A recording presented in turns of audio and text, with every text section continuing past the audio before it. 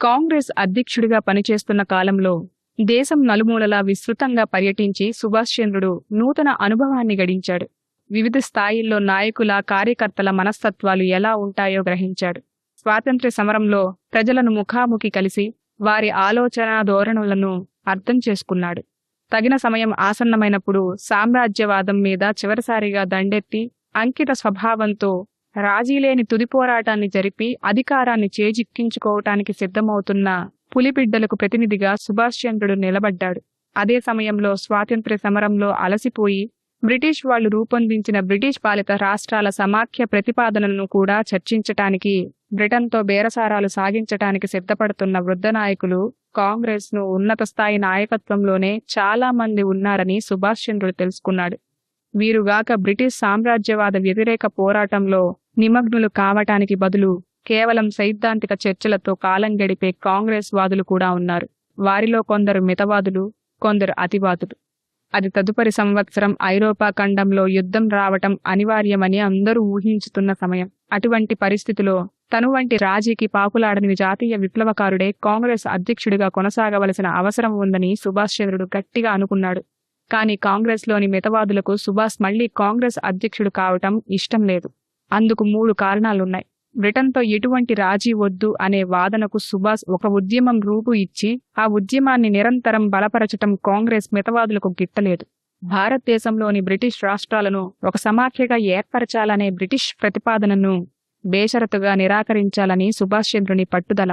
జాతీయ ప్రణాళికా సంఘం ఆధ్వర్యంలో భారతదేశం పారిశ్రామిక అభివృద్ధిని సాధించాలనే సుభాష్ వాదన మితవాదులను దూరం చేసింది. 1938 సెప్టెంబర్లో బ్రిటన్ హిట్లర్తో అపవిత్రమైన మ్యూనిక్ ఒడంబడికను చేసుకున్నప్పుడే అది ఐరోపాలో రానున్న యుద్ధానికి నాంది అని సుభాష్ చంద్రుడు గట్టిగా విశ్వసించాడు. అంతేకాదు, ఆ యుద్ధం జరిగే కాలంలోనే భారతదేశం తన స్వాతంత్ర్య సమరాన్ని సాగించాలి. అందుకు ఇప్పటి నుండే భారతదేశం తయారు కావాలి అని సుభాష్ చంద్రుడు కాంగ్రెస్ అధ్యక్షుడిగా దేశం అంతటా బహిరంగంగా ప్రచారం చేయటం ప్రారంభించాడు. సుభాష్ ప్రతిపాదన సామాన్య జనాన్ని ఆకర్షించింది. కానీ పదవులలో, శాసనసభలలో ఉన్న కాంగ్రెస్ మితవాద నాయకులకు అది మింగుడు పడలేదు. ఆ విధంగా సుభాష్ చంద్రుని అధ్యక్ష పదవీ కాలం ముగిసే నాటికి ఆయనకు కాంగ్రెస్ మితవాదులకు మధ్య ఏర్పడిన భేదం మరింత విశాలమైంది. అయినా తన కాంగ్రెస్ అధ్యక్ష పదవికి మళ్లీ పోటీ చేస్తున్నట్లు సుభాష్ చంద్రుడు ప్రకటించాడు. వెంటనే కాంగ్రెస్ నాయకులలో అధిక సంఖ్యాకులు ఆయన నిర్ణయాన్ని ఆక్షేపించారు. అది వ్యక్తి ప్రాబల్యం కోసం చేస్తున్న పోటీ కాదని సుభాష్ నొక్కి చెప్పాడు. కాంగ్రెస్ వంటి ప్రజాస్వామిక సామాన్య జన సమూహానికి చెందిన రాజకీయ పక్షం అధ్యక్షుని ఎన్నికకు విధానాలు, కార్యక్రమాలు, ప్రాతిపదికలు ఉండాలని కోరాడు. బ్రిటిష్ ప్రభుత్వంతో రాజీ లేని తుది పోరాటాన్ని నడిపించగల ఆచార్య నరేంద్రదేవ్ వంటి జాతీయ నాయకుడు ముందుకు వస్తే తను పోటీ నుండి తప్పుకుంటానని ప్రకటించాడు. కానీ అది జరగలేదు. అంతేకాదు, మహాత్ముని ఆశీస్సులు పొందిన కాంగ్రెస్ మితవాదులు ప్రతినిధి అయిన డాక్టర్ పట్టాభి సీతారామయ్య సుభాష్కు పోటీగా నిలిచాడు. ఆ ఎన్నికకు ముందు సుభాష్కు కాంగ్రెస్లో మితవాద నాయకులైన వల్లభాయ్ పటేల్ వంటి వారికి మధ్య తీవ్ర వివాదం చెలరేగింది. ఇరు పక్షాలు ఎవరి వాదనను వారు బలపర్చారు. చివరికి సుభాష్ చంద్రుడు 10,000 ఓట్ల ఆధిక్యతతో కాంగ్రెస్ అధ్యక్ష పదవికి ఎన్నికయ్యాడు. కాంగ్రెస్ అధ్యక్ష పదవికి సుభాష్ చంద్రుడు మరొకసారి ఎన్నిక కావటం ఆయనకు దేశంలో ఎంత పలుకుబడి ఉన్నది, ఎంత అనుచరులు ఉన్నది స్పష్టంగా తెలియజేసింది. ఆ పోటీ సమయంలో గాంధీజీ తటస్థంగా ఉన్నాడు. ఆయన అసలు నోరు విప్పి మాట్లాడనే లేదు. కానీ ఎన్నికల ఫలితం ప్రకటించబడిన తరువాత పట్టాభి ఓటమి తన ఓటమి అని ప్రకటించాడు. ఆ సంఘటనలు అలా పరిణమించటం జవహర్లాల్కు కూడా చిరాకు కలిగించింది. ఆయన దాదాపు తటస్థంగానే ఉన్నాడు. కానీ సుభాష్ చంద్రుని దృష్టిలో ఆనాటి జవహర్లాల్ తటస్థం వ్యతిరేకత కిందే లెక్క. 1939 ఫిబ్రవరి నెల మధ్యలో సుభాష్ చంద్రుడు మహాత్ముని వార్తా ఆశ్రమంలో కలిశాడు. కానీ ఆ సమావేశం ఫలించలేదు. తరువాత సుభాష్ కలకత్తా వెళ్లాడు. అక్కడ ఆయన తీవ్రంగా జబ్బు పడ్డాడు. కాగా తరువాత జరగవలసిన కాంగ్రెస్ కార్యనిర్వాహక వర్గ సమావేశాన్ని వాయిదా వేయాలని ఆ నెలాఖరులో సుభాష్ ప్రతిపాదించాడు. ఆ ప్రతిపాదనకు సమాధానంగా కాంగ్రెస్ కార్యనిర్వాహక సభ్యులలో అత్యధిక సంఖ్యాకులు మూకుమ్మడిగా రాజీనామా చేశారు. జవహర్లాల్ విడిగా ఒక ప్రకటన చేశాడు. రాజీనామా ప్రభావం కంటే ఆ ప్రకటన ప్రభావం తక్కువేమీ కాదు. తత్ఫలితంగా మంచం పట్టిన కాంగ్రెస్ అధ్యక్షునికి తోడుగా కాంగ్రెస్ కార్యనిర్వాహక వర్గంలో ఒకే ఒక సభ్యుడు మిగిలాడు. ఆ సభ్యుడు ఆయన సోదరుడైన శరత్ చంద్రబోస్. సుభాష్ ఆరోగ్యం ఇలా ఉండగా కాంగ్రెస్ వార్షిక మహాసభ ఆ మార్చి నెలలో మధ్యప్రదేశ్లో జబల్పూర్ పట్టణం దగ్గర గల త్రిపురలో జరగాలనే నిశ్చయం జరిగింది. ఏది ఏమైనా సరే సుభాష్ చంద్రుడు ఆ మహాసభకు హాజరు కారాదని ఆయన వైద్యులు సలహా ఇచ్చారు. ఆయన 2 ఊపిరితిత్తులలోనూ నీరు చేరింది. వెంటనే ఆయనకు ఆరోగ్యం చేకూరటం అసాధ్యం. అయినా కాంగ్రెస్ అధ్యక్షుడిగా ఎన్నికైన సుభాష్ చంద్రుడు డాక్టర్ల సలహాను తిరస్కరించి త్రిపురకి వెళ్లటానికే నిర్ణయించుకున్నాడు. సుభాష్ చంద్రుని అంబులెన్స్లో పడుకోబెట్టి రైలు బండి దగ్గరకు తీసుకుని వెళ్లారు. జబల్పూర్ రైల్వే స్టేషన్లో ఆయనను స్ట్రెచ్చర్ మీద పడుకోబెట్టి అంబులెన్స్లోకి మార్చి తరువాత కాంగ్రెస్ అధ్యక్షుని విడిదికి తీసుకుని వెళ్లారు. ఆయన వెంట ఒక డాక్టర్ల బృందం, ఆయన కుటుంబ సభ్యులు ఉన్నారు. త్రిపురలో సుభాష్ చంద్రుని జ్వరం ఏమాత్రం తగ్గలేదు. అయినా ఆయన కాంగ్రెస్ విషయ నిర్ణాయక సమావేశానికి హాజరు కావాలని పట్టుబట్టాడు. వేదిక మీద వరుండి ఆ సమావేశం కార్యకలాపాలను నిర్వహించాడు. ఆ జటిల సమస్యను పరిష్కరించటానికి ఊపిరి సలపనంత చురుకుదనంగా నిరంతరమైన రాజకీయ చర్చలు, సంప్రదింపులు జరిగాయి. కానీ పాత కార్యనిర్వాహక వర్గంలో అధిక సంఖ్యాకులు అధ్యక్షులతో ఎటువంటి పరిష్కారం చేసుకోవటానికి అంగీకరించలేదు.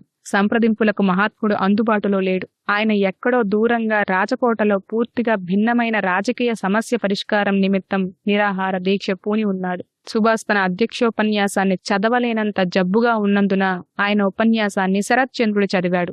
మామూలుకు చాలా భిన్నమైన అసాధారణ పరిస్థితులలో ఆ కాంగ్రెస్ మహాసభ జరుగుతుందని తన అధ్యక్షోపన్యాసం ప్రారంభంలోనే సుభాష్ చంద్రుడు చెప్పాడు.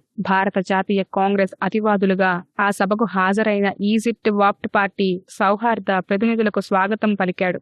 అంతకుముందు ఐరోపా, ఆసియా ఖండాలలో సంభవించిన అంతర్జాతీయ ప్రాభవం గల సంఘటన ఫలితంగా బ్రిటిష్, ఫ్రెంచ్ సామ్రాజ్యవాదులు ఎటువంటి తీవ్రమైన దెబ్బతిన్నది, వాటి బలం, ప్రతిష్టలు ఎంత తరిగిపోయాయన్నది వివరించాడు. స్వదేశంలో రాజకీయ పరిస్థితిని అంచనా వేస్తూ సుభాష్ చంద్రుడు భారతదేశం స్వరాజ్యం కోరదగిన సమయం ఆసన్నమైనదని, భారతదేశానికి వెంటనే స్వరాజ్యం ఇవ్వమని బ్రిటిష్ ప్రభుత్వాన్ని డిమాండ్ చేస్తూ ఆ ప్రభుత్వానికి తుది హెచ్చరిక చేయవలసిన సమయం అదేనని ఉద్ఘాటించాడు. ఇంకా నియమిత కాలంలో బ్రిటిష్ ప్రభుత్వం సంతృప్తికరమైన సమాధానాన్ని ఇవ్వకపోతే భారతదేశం సత్యాగ్రహం ద్వారా గాని, మూకుమ్మడి శాసనోల్లంఘనం ద్వారా గాని మన కోర్కెను ఈడ్చుకోవలసి ఉంటుందని ప్రకటించాడు. ఆ సమయంలో ఇండియాలో సత్యాగ్రహాన్ని కాని, దీర్ఘకాలిక ప్రజా పోరాటాన్ని కాని ఎదుర్కొనగల స్థితిలో బ్రిటిష్ ప్రభుత్వం లేదని సుభాష్ చంద్రుడు తన దేశస్థులకు, పార్టీ వారికి కూడా నమ్మకంగా చెప్పాడు. ఆ సమయంలో భారతీయులందరూ తమ విభేదాలను విస్మరించి తమ వనరులనన్నిటినీ సమీకరించి జాతీయ స్వాతంత్ర్య సమరంలో దూకితే తమ పోరాటం ఎదురులేనిదవుతుందంటూ సుభాష్ తన ఆశావాదాన్ని బయటపెట్టాడు. ఈ సందర్భంలో భారత స్వదేశ సంస్థానాలు ప్రజలలో వచ్చిన అపూర్వ చైతన్యాన్ని ప్రత్యేకంగా ఆ మహాసభ దృష్టికి తెచ్చి స్వదేశ సంస్థానాల స్వాతంత్ర్య సమరయోధులతో కాంగ్రెస్ చేతులు కలవవలసిన అవసరం ఆసన్నమైందని సుభాష్ చంద్రుడు గట్టిగా వాదించాడు.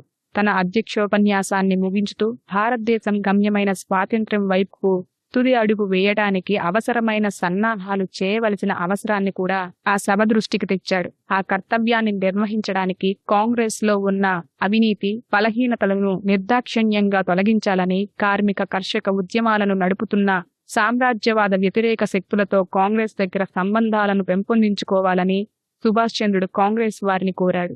అధ్యక్షుని ఉద్బోధలు చెవిటివాని ముందు ఊదిన శంఖం వలె నిరుపయోగమయ్యాయి. ఆ కాంగ్రెస్ ప్రతినిధుల సభ ఒక విచిత్రమైన తీర్మానాన్ని ఆమోదించింది.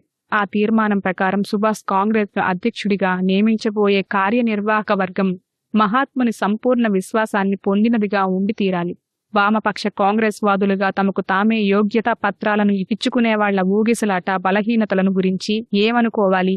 కాగా గాంధీ మహాత్ముని అభిలాష ప్రకారం కాంగ్రెస్ అధ్యక్షుడు తన కార్యనిర్వాహక వర్గాన్ని నియమించవలసి వచ్చింది. ఆ విధంగా కాంగ్రెస్ అధ్యక్షుడు ఏం చెప్పినప్పటికీ మహాత్మునిలో విశ్వాసాన్ని ప్రకటించటమే కాంగ్రెస్ ముందున్న ప్రధాన సమస్య అని కాంగ్రెస్ మితవాద వర్గం చెప్పకనే చెప్పింది. కాంగ్రెస్ అధ్యక్షుని అధికారాలను కుదించింది. ఆ కుదింపు ఎంత దూరం వెళ్ళిందంటే మహాత్ముడు కాంగ్రెస్ కార్యనిర్వాహక వర్గంలో ఉండదగిన వారి విషయంలో తన ఆలోచనలను స్పష్టంగా తెలియజేసే వరకు కాంగ్రెస్ అధ్యక్షుడు తన విధులను నిర్వహించలేని స్థితి ఏర్పడింది.